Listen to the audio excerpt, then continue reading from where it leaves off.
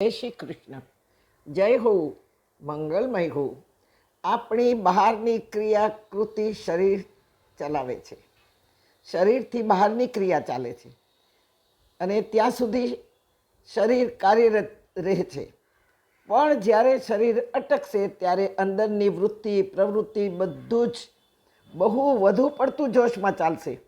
બસ ત્યાં માં ગીતા આપણને ઈચ્છાઓને નિયંત્રણમાં રાખવાનું કહી રહી છે. જો નહીં રાખીશ તો તારી ઈચ્છા કર્માનુસાર પૂરી નહીં થાય તો તને નિરાશા અને હતાશા આવશે. ચિંતા તારા સ્વાસ્થ્યને હણી નાખશે. ભગવાન પ્રત્યેક જીવના માતા પિતા છે.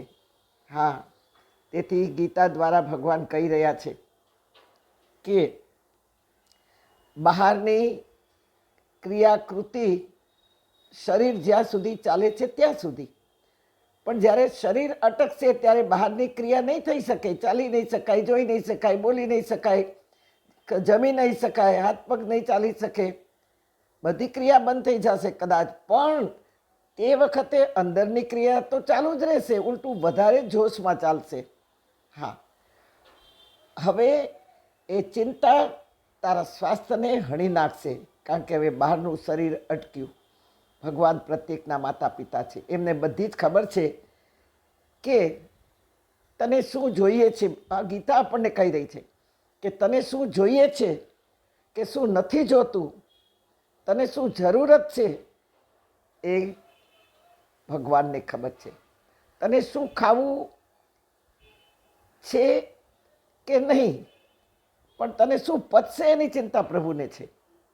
તને શું ભાવશે એની ચિંતા ભગવાનને નથી, પણ તારા શરીરને શું ફાવશે એવું પ્રભુ આપવા માગે છે. ઈચ્છા રબર જેવી છે, જેટલી ખેંચશું એટલું ખેંચાશે, પણ પૂરી નહીં થાય.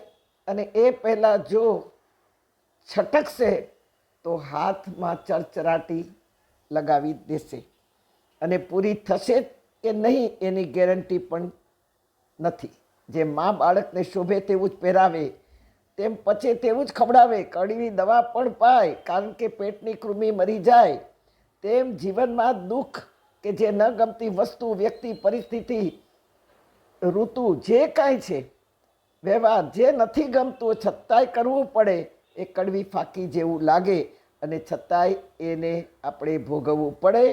એ કડવી દવા, એ કડવા દિવસો, એ કડવા સંબંધો, વ્યવહારો આપણે પીવા જ પડે.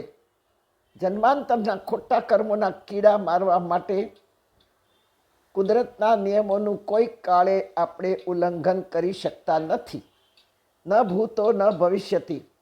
સારું છે કે ન્યાય દેવાની વાત, મૃત્યુ દેવાની વાત, સુખ દુઃખ દેવાની વાત કુદરતના હાથમાં છે. નહીં તો બધાને સુખો જોઈએ, સંપત્તિ જોઈએ, સત્તા જોઈએ છે, સગવડો જોઈએ, એવોર્ડો જોઈએ, મનમાની કરવા માટે બધા દિવસો ભોગના જ જોઈએ. વળી એને બધાને ભોગવવા આયુષ્ય પણ જોઈએ. કોઈને રોગ જોતો નથી, નિર્ધનતા જોતી નથી, દરિદ્રતા કોઈ ઈચ્છતું નથી, અને છતાંય બધું આવે જાય રાખે છે.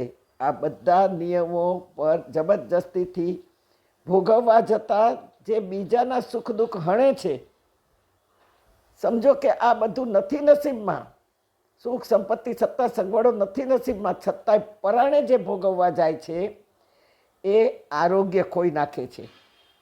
અને આરોગ્ય ખોવાતા ઘરનાના સુખ ચેર હણાઈ જાય છે.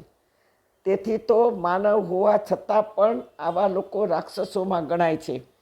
અસુસુ રમતે બુધા, અસુરોમાં ગણાય છે. પણ કહેવત છે ને કે પછેડી હોય તેટલી જ સોળ તણાય, ચાદર હોય તેટલું જ ઓઢાય.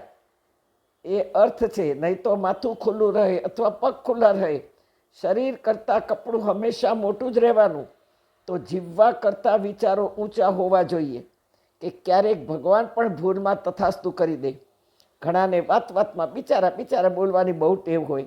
નકારાત્મક વિચારોથી એ વિચારો વાણીમાં આવે, પછી વર્તનમાં આવે, અને નિર્માલ્ય અને નિર્બળ બનાવે. તેથી ક્યારેક નકારાત્મક વિચારોને પણ તથાસ્તુ થઈ જાય.